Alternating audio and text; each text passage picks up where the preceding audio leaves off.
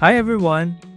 Una sa lahat, masayang-masaya kami dahil nandito kayo sa bagong yugto ng buhay namin bilang mag-asawa. Malamang, sa oras na pinapanood nyo ang video na ito, nag-aayos na kami para sa reception program. Na-excite kami na makita kayo at makahalubilo mamaya. Pero bago ang lahat, hayaan niyo munang bigyan namin kayo ng kwento kung saan nagsimula at paano kami humantong sa araw na ito. Ako si Adrian, kilala bilang Ian ng pamilya ko, AIDS ng ilan sa inyo, o Gachi ng mga kaibigan ko.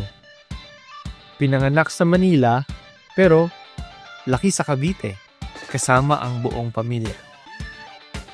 Madalas tuwing summer break, nagbabakasyon kami sa Palawan kasama ang side ni Papa.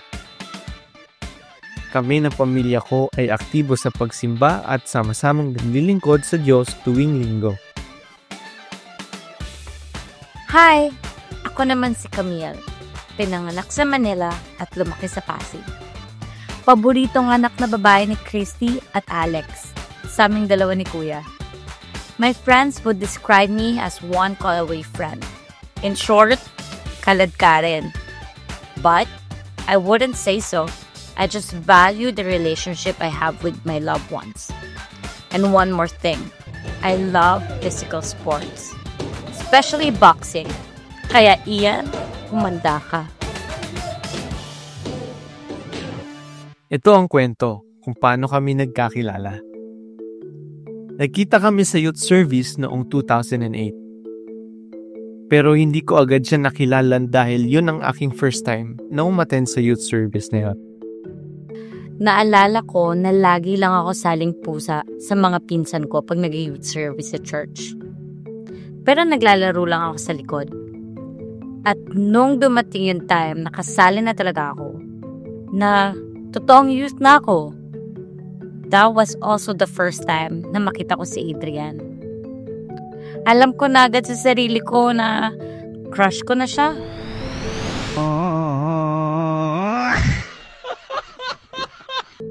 Naalala ko, ang chubby pa niya noon. Maitim, pero super cute. Narealize ko na lang na may gusto ako sa kanya noong tinanong ako ni Joey. Siya yung pinsan ni Camille. Kung sino ba yung nagugustuhan ko noon sa youth. At si Camille yung nabanggit ko. Pero hindi ko alam na magpinsan pala sila. At syempre, bilang sila ay magpinsan, nilakad niya kami sa isa't isa. Hanggang magkaroon kami ng komunikasyon via SMS. Pero hindi naging madali dahil mahiyain ako eh. Natotorpe ako sa kanya dahil alam kong magkaiba rin kami ng estado sa buhay. Dahil close sila ng pinsan ko, pero hindi ko pa alam na crush niya ako. Well, let's just say pinahingi ko na agad yung number niya. Imagine, ganun siya ka-cute. Gaya nga ng sinabi niya, hindi naging madali. May time before na nag-GM siya tungkol sa crush niya and I know hindi ako yun. Siyempre, nagselos ako. So, gumanti ako. Nag-GM rin ako tungkol sa crush ko. But, sa kanya ko lang sinend. Mahal kaya ng load. So, nagkaroon ng asaran. Hanggang sa nag-communicate na kami. Karamihan ng malapit naming pamilya, kaibigan at churchmates, inaakalan lang kami na noon kahit hindi pa. Dahil siguro mabilis kumalat ang balita tungkol sa mga ganitong topics. Alam mo na, chismis. Pero sa totoo lang, pag nakikita kami, nahihiya pa rin kami mag-usap sa personal dahil alam naming aasarin kami. Ito pala yung iilang litrato namin kasama ang aming first date noong December 15, 2012 sa Ayala, Makati.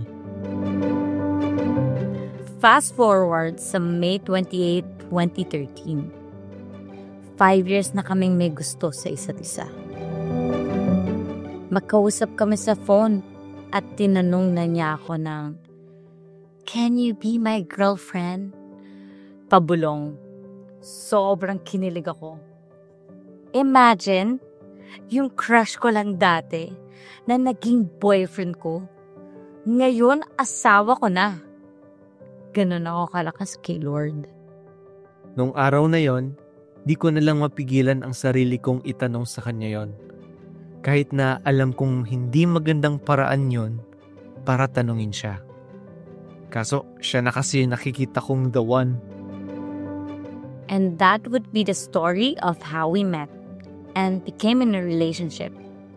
11 years after, we came to this point and we are beyond happy that we ended together forever. Among those 11 years may not be a walk in the park like we thought we'd have. We've faced plenty of ups, downs, victories, failures, celebrations, misunderstandings, short separations, long distances.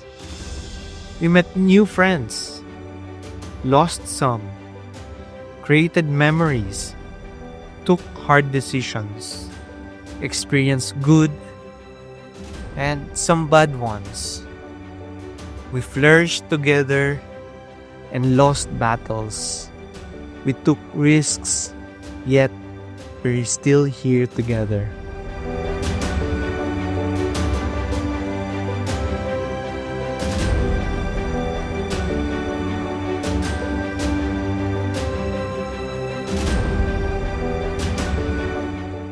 And we cannot ignore the fact that you, our guest today, also played a very special role in our life as a happy and blessed couple. You just didn't know what impact you left us as a couple and as individuals. We are so blessed to have you in our lives.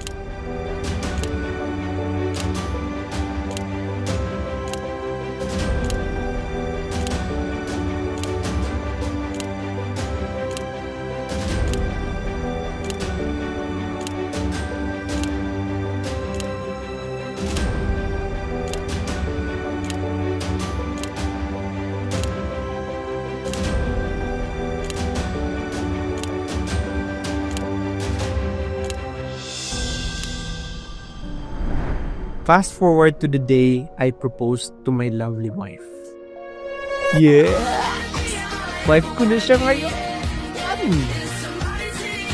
Allow me to quickly tell you the story on how I did it. Although some of you were already able to watch the video on Facebook, and some of you might not. Year 2023, when I finally made up my mind to do it.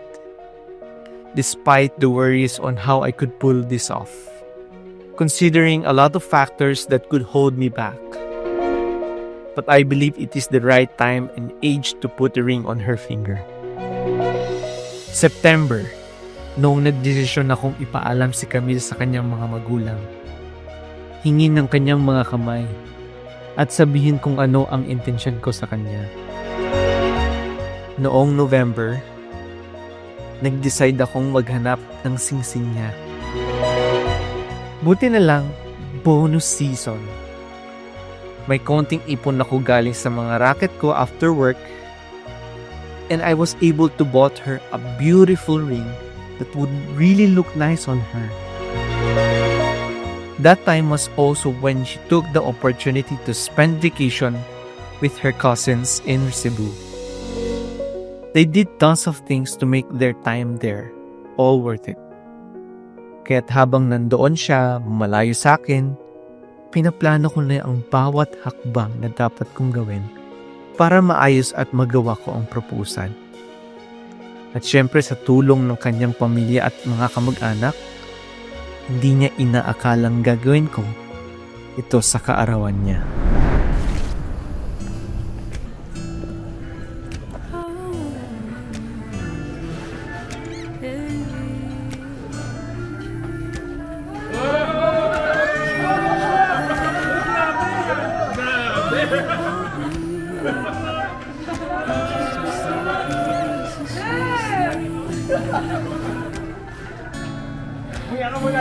would change if I had it my way.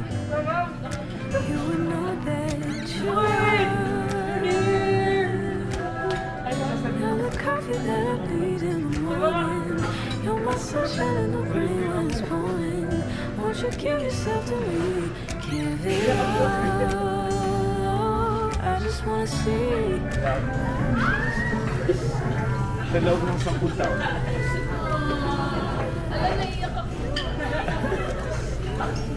Hina-realize mo kailangan kita sa buhay. Ngayon, sa special day mo, sa birthday mo, pwede mo ba akong pasayin sa pagsagot sa tanong mo? You're the best part. Love! Love!